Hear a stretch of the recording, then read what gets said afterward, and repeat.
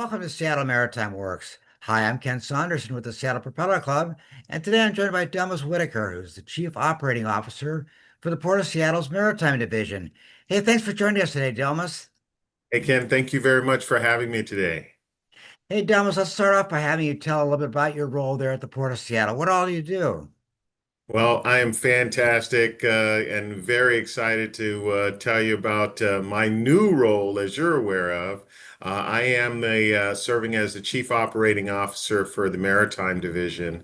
And in a nutshell, that provides me the opportunity to provide oversight for our recreational marinas, Shoal Bay, Salmon Bay Marina, as well as Fisherman's Terminal, the port's first property, and the Maritime Industrial Center to the north. Our upland properties and real estate over at Terminal 91. Here, where I'm coming from, which is the Pier 69, our beautiful corporate building, uh, Bell Harbor Marina, as well as our Bell Harbor Conference Center, the World Trade Center.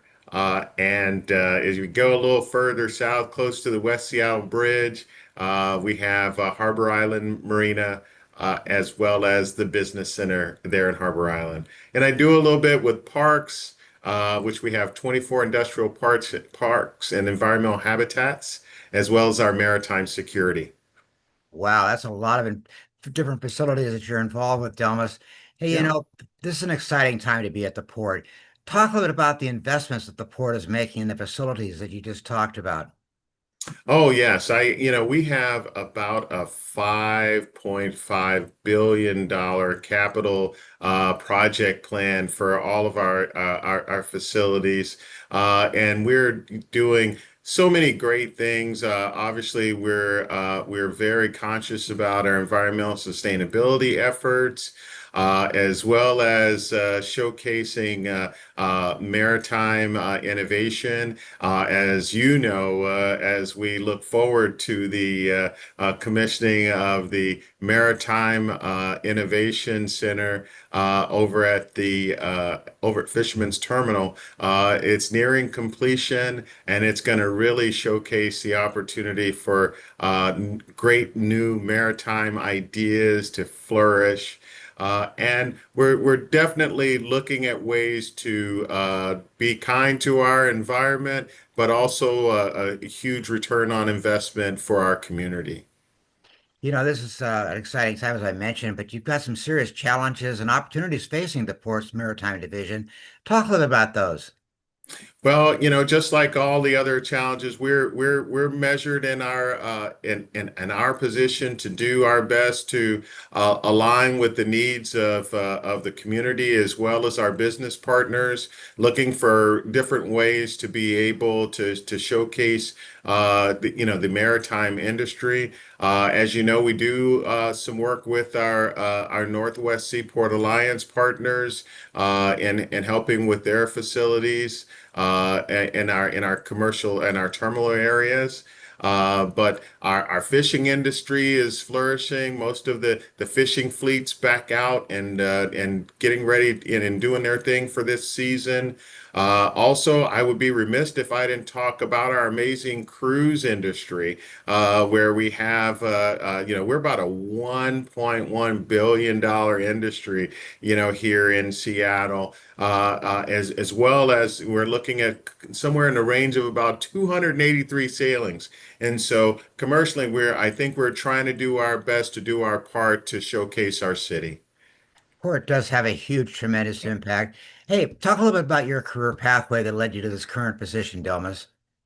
Well, I'm really excited. I'm a retired naval officer, and after 25 years of naval service, the Port of Seattle gave me an opportunity, and I started my career at the airport, working at Seattle Tacoma International Airport as a manager for our logistics for our aviation maintenance division, which was absolutely a great opportunity.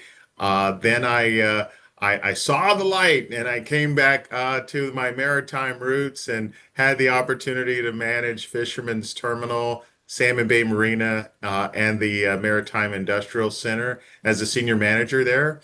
I served about 4 years in that role. And then I also spent another 4 years as the director for marine maintenance. And the maintenance department is comprised of about 153 men and women from about 16 different trades that take care of about 19 miles of waterfront and those parks I was telling you about, the 24 industrial parks and environmental habitats that take care of that, as well as a pretty sizable array of different types of vehicles that make up our fleet. And so I have mechanics and folks that were taking care of those as well. So and then this opportunity to become the chief operating officer came open, and I am just thrilled to be able to work in this capacity and to work around such great people every day. Well, congratulations on the new position. I've always admired your passion for the maritime industry. What advice would you give someone who's considering a career in the maritime industry? I've wrangled with that one such so many times since we've talked, Ken, and I do think that it's important for folks to open their eyes and have an opportunity to really take a look at how important the maritime industry is to the vitality of our community and our region, how important it is to the exchange of goods and services that happen here on our waterfront are such an important part of our day-to-day operation.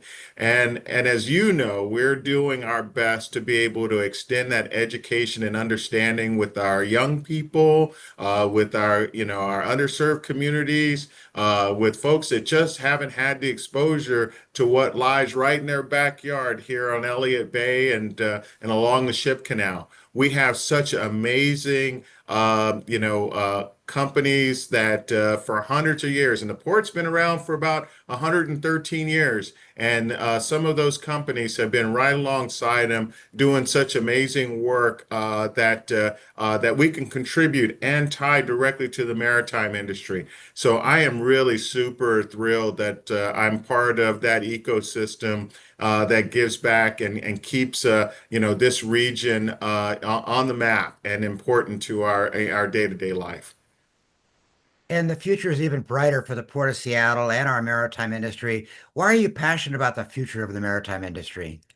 Well, as I said, I do just think that there's so much growth that's gonna happen in this community. I know that we know where all of the needs are, and I would say that when we look at our efforts with environmental and sustainability and doing our part to keep a very clean and be responsible in our community, I think it's just renewing hope every day that we're leaving a good legacy for our young people to be able to see some of that same prosperity that we saw, as we've grown up. Hey, thanks for joining us today, Delmas. No, thank you for having me, Ken. Have a great day.